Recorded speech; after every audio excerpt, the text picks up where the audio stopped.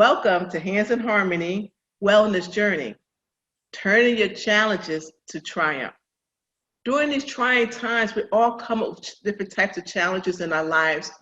And one of the things that because of those challenges, we become discouraged, we become hopeless.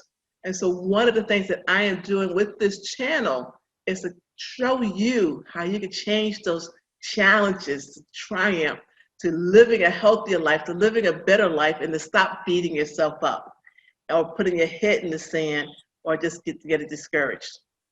And so one of my guests during this topics that we're going to be talking about is going to be balancing your life-work style. And my guest speaker for today is going to be Bonita Owens. Bonita is a very dear friend of mine, so I'm so excited about having her a part of this presentation. And she is the founder of Amazing Women Network. And I think that name in itself says so much.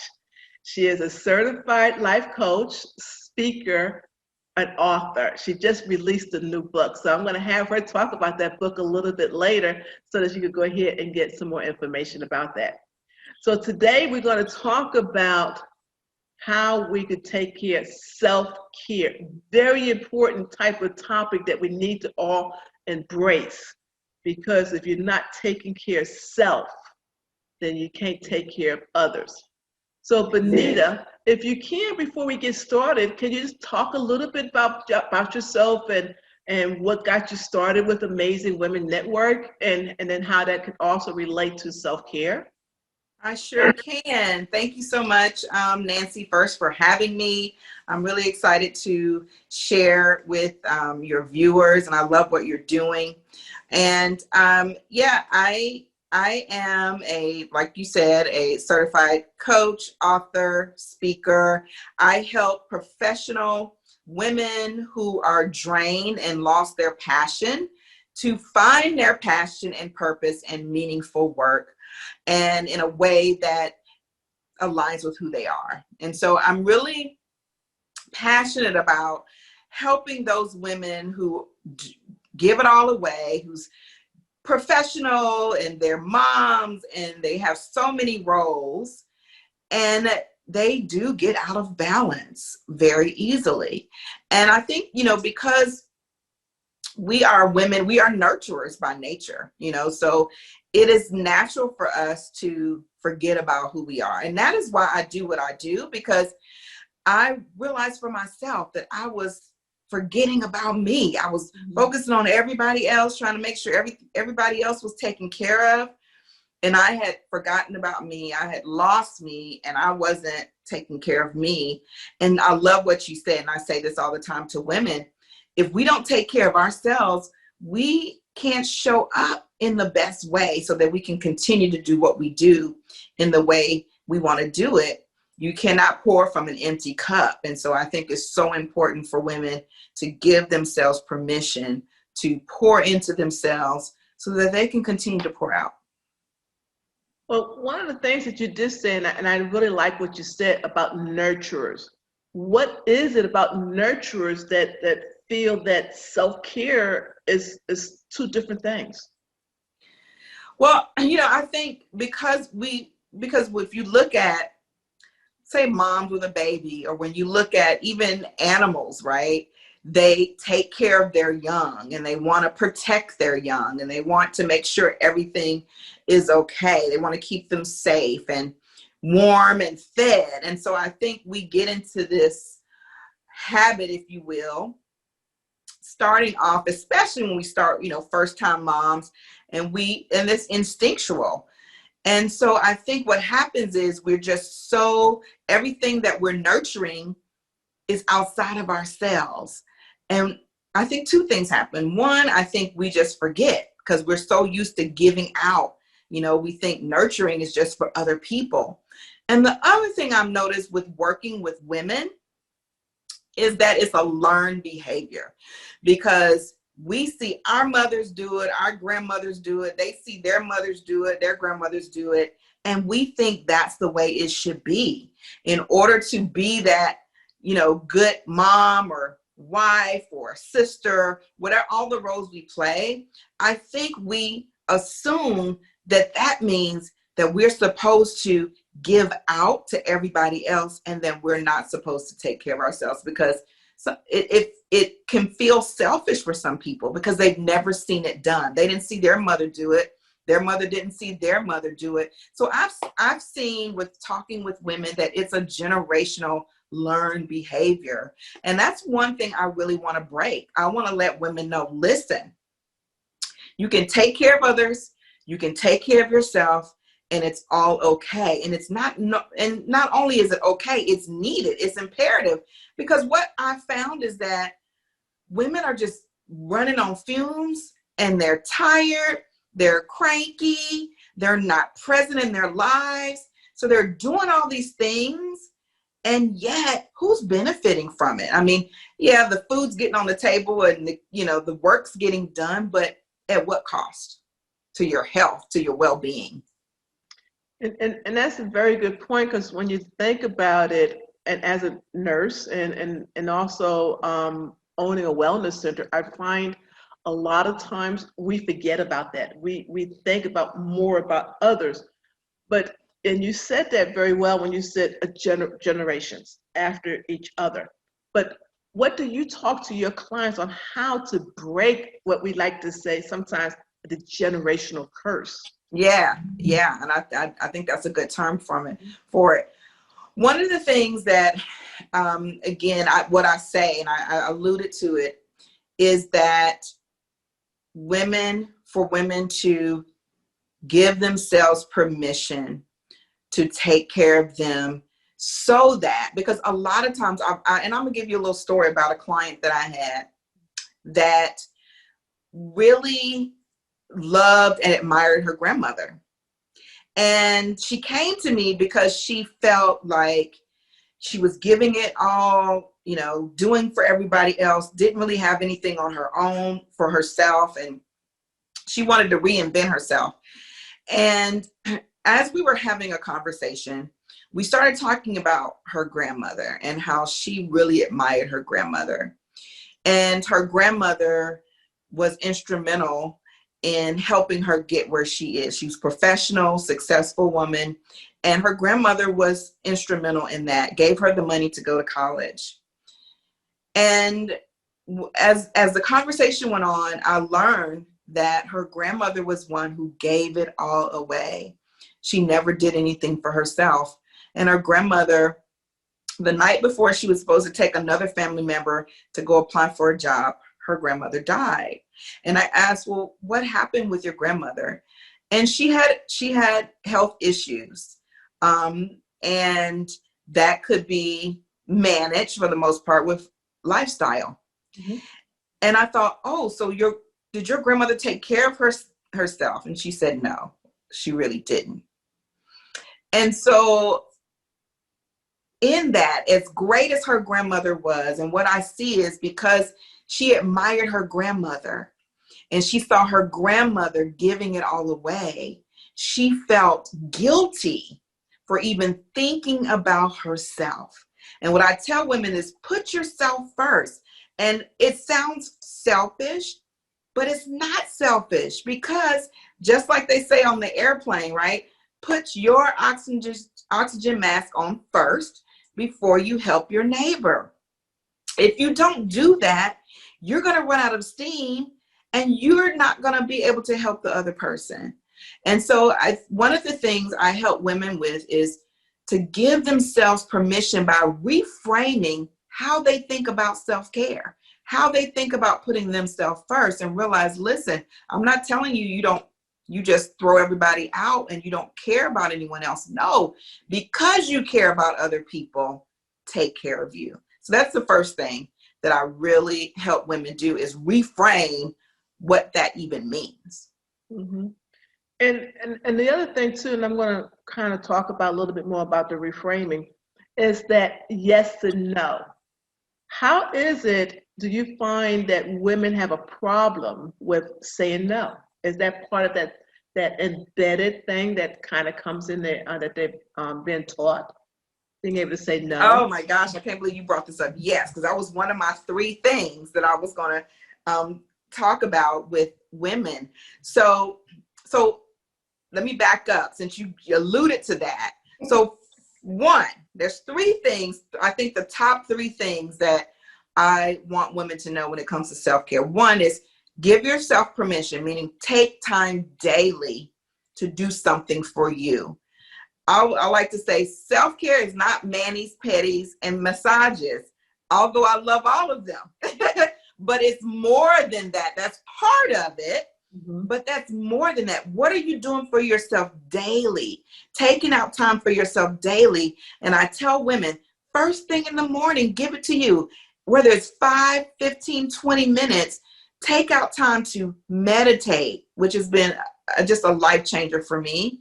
Gratitude, just take out that time to collect your thoughts. Instead of waking up to the alarm, well, I use alarm, nothing wrong with the alarm, but it's kind of like we wake up to the alarm, then we wake up to the kids, and we wake up to the phone, you know, social media, emails, we wake up to everything else, and we're not tuning in to ourselves, right? And number two is say no more often. You know, I was going to say that. They don't think I certainly do you not. did not know. And I have a chapter in my book, Who Sold My Significance, called The Power of No. And yes, women, this is my theory, the reason why women don't say no is because we are conditioned not to say no. We're conditioned that nice girls don't say no, that we don't want to hurt other people's feelings, that we're afraid to be being judged.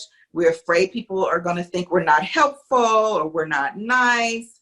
So we say yes when we really should be saying no more often. And so that's another piece of self-care, is giving your self permission to say no. And it's not about, again, it's reframing. Like you said, it's about reframing. Not thinking of no as being a mean word. No is a word like yes is a word. No, yes, I'm gonna go back. Yes expresses a thought. No expresses a thought. And if you're saying yes to everything, you're drained, you can't do it all. And again, you're doing all of this at what cost? You're costing yourself and you're costing other people. So that's another really important self-care tool that I preach. Preach it. Go ahead. Yes, from the mountaintops. And you did mention a third one. Yes, show compassion to yourself. Show compassion. I used to be that person that would go to bed every night telling myself all the things I didn't do, all the things I should have done.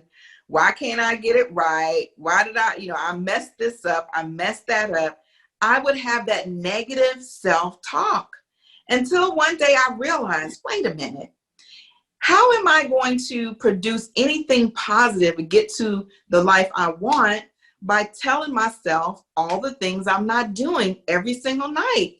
It just doesn't make sense. Nothing positive comes out of anything negative, right? So I realized, wait a minute, would I talk to a friend that way? If I had a friend that came to me and said, oh, Bonita, I'm just a mess.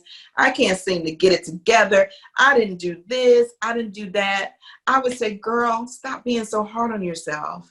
You are doing amazing. You are doing the best you can. And especially during this period where we're all in a time of crisis, it's like, give yourself a break. Mm-hmm. We're all going through something. We're all going through, lots of changes that we've never seen before.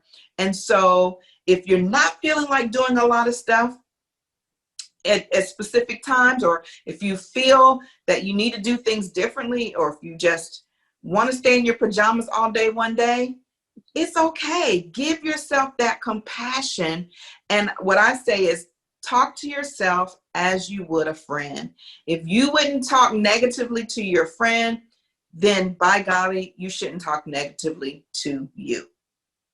Exactly. And that's one thing, as far as giving to other people, we don't think of ourselves as our best friend. Yes. And I understand, I appreciate you saying that, because that is so important.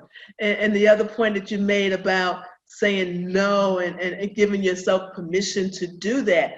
Because, you know, when you think about it, when we grew up and growing up as children, it was more of a no, do not do that. And it became a negative, do you think, in your opinion, it became a negative trend when we was told no, no, no, no, no, when we were younger, that was something that if we did not do it correctly and we got the no's, then we got punished for saying no. Girl, you all in my notes. You all in my notes. Yes, I was going to bring all of that out today, but yes, that's one of my other theories about why we don't say no. Because what is the first word that most babies learn? No, because they hear it 100 times a day, right? So no is definitely related to something negative. You're so right. I totally agree. So we give no has a negative connotation because it means can't, don't, you know, stop. And the other thing is, who likes to, what'd you say? As a danger. Yes. And who likes to be told no? Like, I don't like to be told no if I want something, you know? So I think what happens is we don't like to be told no. We are conditioned that no is not a good word, right? From a toddler on up. And we do, you know, characterize no as something to stay away from and not realizing. And I say no is a power word because no, what no says is, I have other priorities. And so what I work with women on is, what are your priorities? What are your values? Start saying no to everything that doesn't line up with that. A lot of times we say yes to stuff that's nice to do. You know, it's nice to do, but is it truly something you're excited about? Is it something that is important or really necessary? Not important to somebody else, but important to you. And a lot of times what happens, we allow other people's priorities to be our priority because it's important to you. Doesn't mean it has to be important to me, you know? Right. And so now we're not talking about emergency room visits and sickness. We're not talking about those type of things, right? I mean, you stop what you're doing to help somebody in need in that respect. But there are a lot of little things that we say yes to. And we have, next thing you know, we got a pile of stuff that we're not excited about, that we don't really want to do, that we don't have time to do. And it just adds to our stress level. So, and then we can always say that no, flip the coin, that is yes to self. Yes. I like that. Yes. When you say no to other people, because that's a girl, you all in my notes again. You are so right. Because I always say that when every time we say yes, we're still saying no. You're saying no to you. And every time you say no, you're saying yes to you. So I say yes to you more often. You deserve to say yes to you more often. And that way, you know, we have a finite amount of time.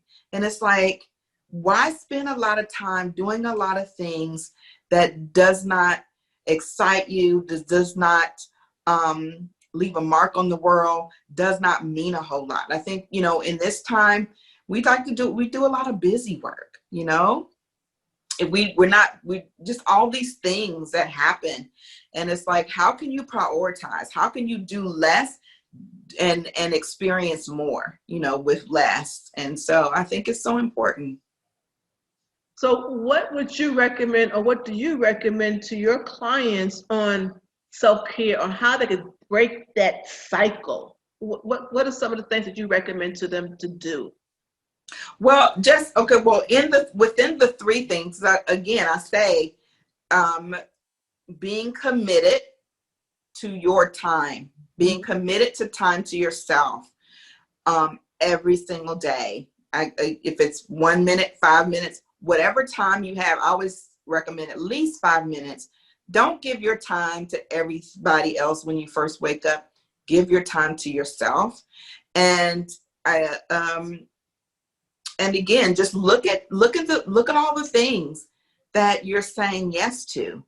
What things can you delegate? That's another thing we have a hard time doing as women. Delegate. Especially So what, he professionally. can't do it as well as good as you. Is it done?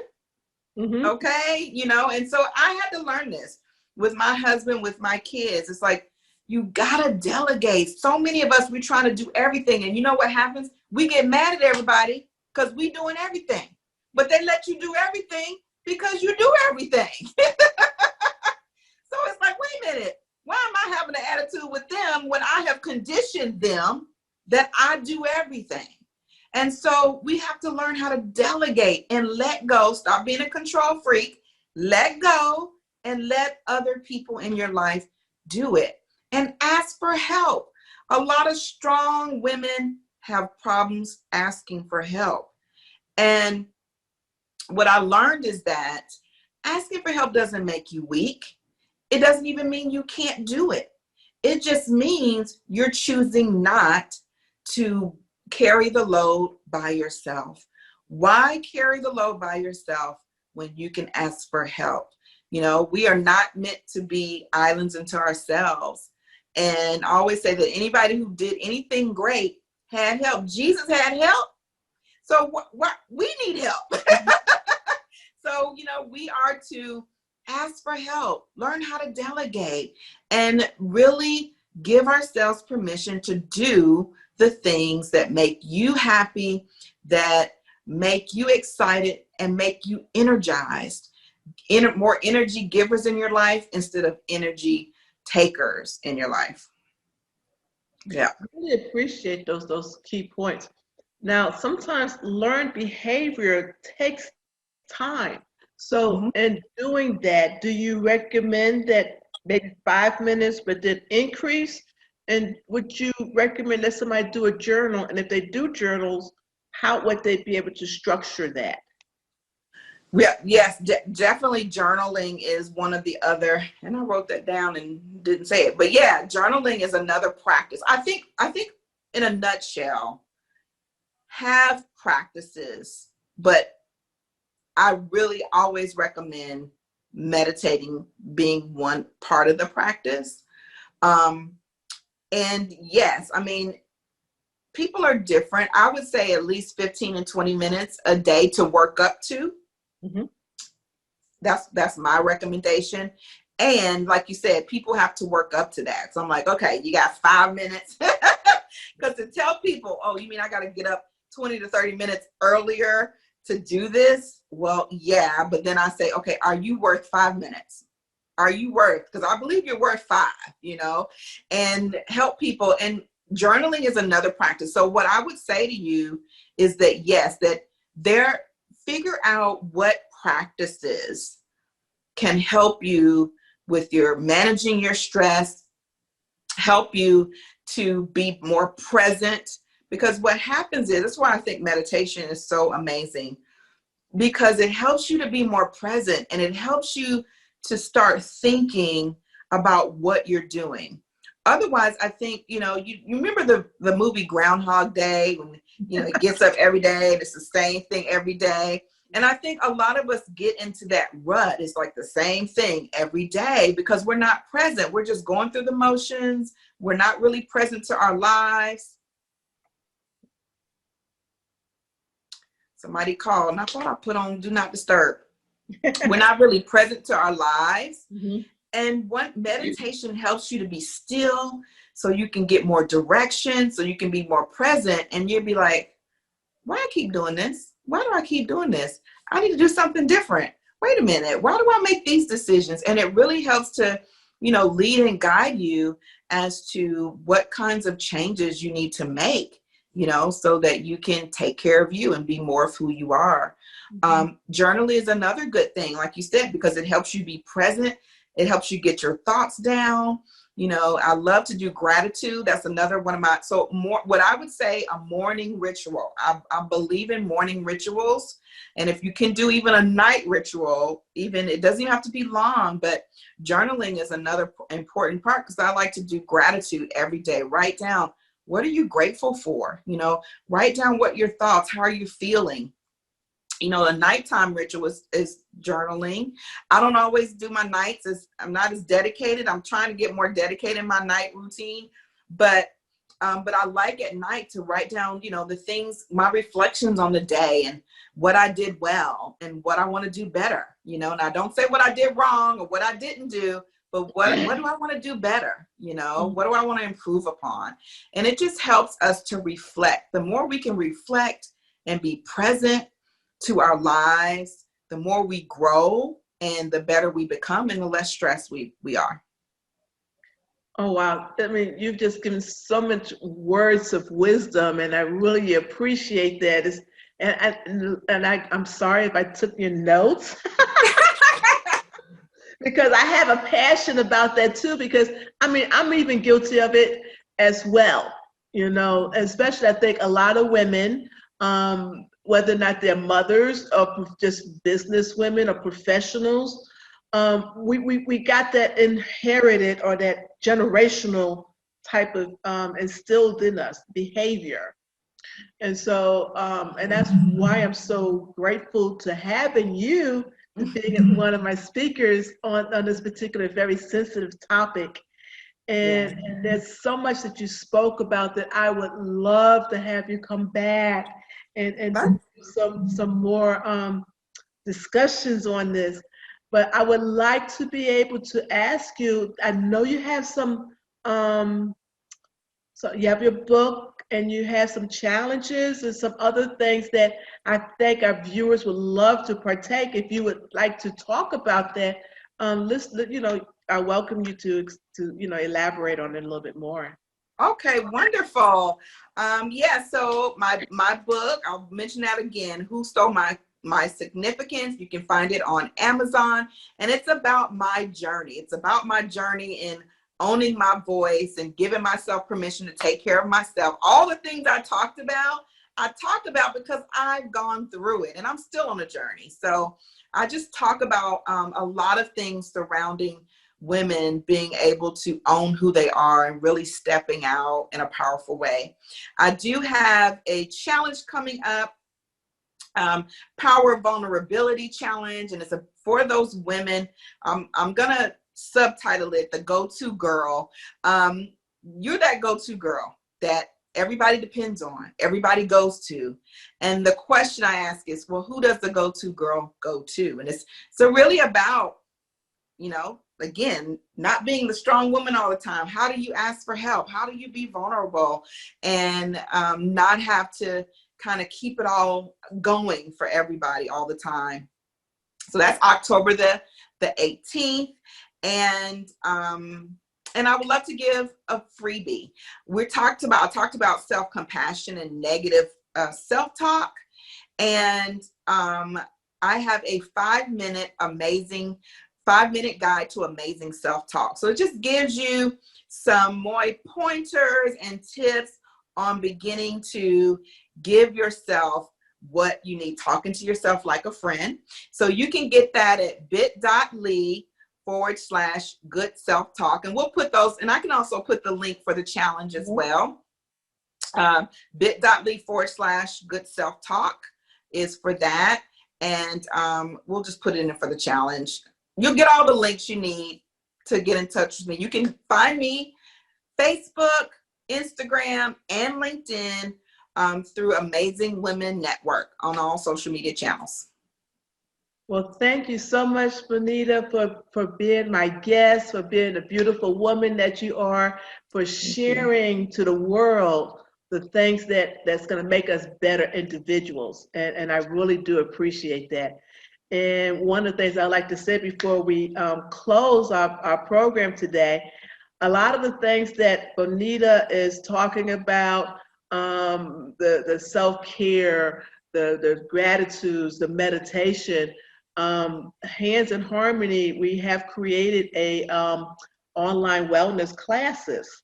And we have meditation on there, and some of the meditations we have is on self-love, relaxation, and also we do, and they have also little mindful gratitude tips. And that sometimes we need to write things down, and you know, until it becomes a part of our brain. Yes, for sure. Yeah, so what, you know, so on our wellness program, we'll have all the information, all the links to get in contact with Bonita, to being able to do some of our meditation classes. And if you like this presentation, subscribe, tell your friends about it. If there are other topics that you would like to talk about or have us present here, please do so, because we want to help you turn your challenges to triumphs. Thank you so much, Bonita. Thank you, audience.